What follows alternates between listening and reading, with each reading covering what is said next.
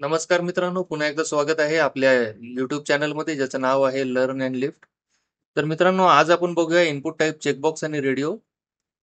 तर जेव्हा तुम्ही इनपुट टाइप चेकबॉक्स असं देता, तर तेव्हा चेकबॉक्स एलिमेंट हा रेंडर होतो ब्राउझरमध्ये. आणि जेव्हा तुम्ही रेडिओ हे टाइप देता, तेव्हा रेडिओ एलिमेंट रेंडर होतो. आणि मित्रांनो, याचा जो उपयोग आहे तो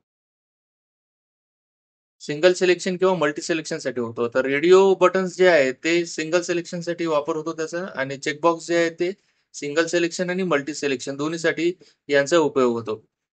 चेकबॉक्स जे आहे खूप ठिकाणी यूज होत आहे. जसं आपण ड्रॉप डाऊन लिस्ट असते, HTML सिलेक्ट लिस्ट असते, त्याच्यामध्ये सुद्धा आपण चेकबॉक्स देऊ शकतो मल्टिपल ऑप्शन्स सिलेक्ट करण्यासाठी. आणि रेडिओ जे आहे ते मेल फिमेल सिलेक्ट करण्यासाठी, कारण की दोन्हीपैकी कोणताही एकच ऑप्शन आपण एका वेळेस सिलेक्ट करू शकतो, त्यामुळे तिथे रेडिओ बटन्स देतात. तर यांना जे ऍट्रिब्यूट्स आहेत, चेक्ड आणि डिसेबल्ड, हे दोन्हीसाठी सेम आहेत, आणि इव्हेंट सुद्धा दोन्हीसाठी सेम आहे, तो आहे ऑन चेंज इव्हेंट. तर सगळं आपण बघूया. चला तर वळूया आपण विज्युअल स्टुडिओ कोडकडे.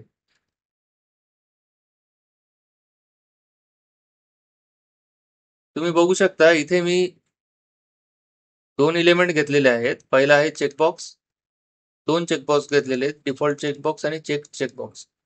तर याच्यामध्ये डिफरन्स काय आहे?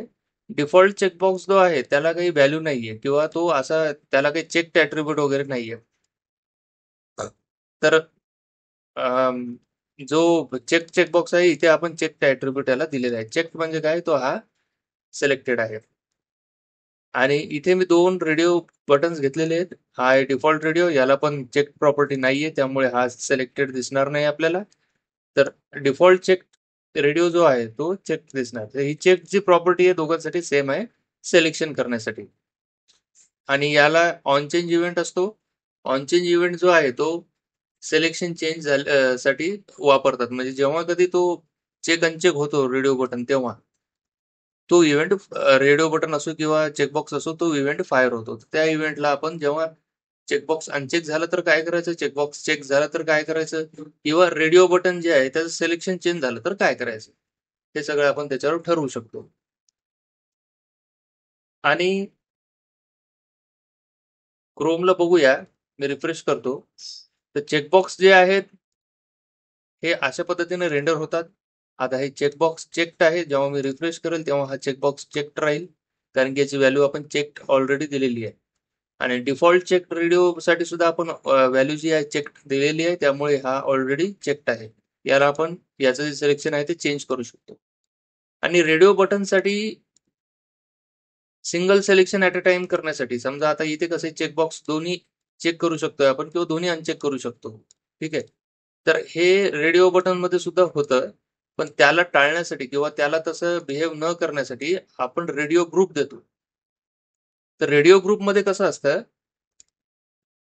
तर रेडिओ ग्रुपमध्ये जे नेम प्रॉपर्टी असते, ठीक आहे, जे काही इनपुट टाईप रेडिओ आहे त्याची जी नेम प्रॉपर्टी आहे, ती नेम प्रॉपर्टी सेम असली पाहिजे बरं का. आता हा दुसरा इनपुट रेडिओ एलिमेंट आहे, याची सुद्धा नेम प्रॉपर्टी सेम आहे. आता सेम जर आपण आणखी एक इनपुट रेडिओ जर दिला, याला चेक प्रॉपर्टी द्यायची नाही, डिफॉल्ट रेडिओ.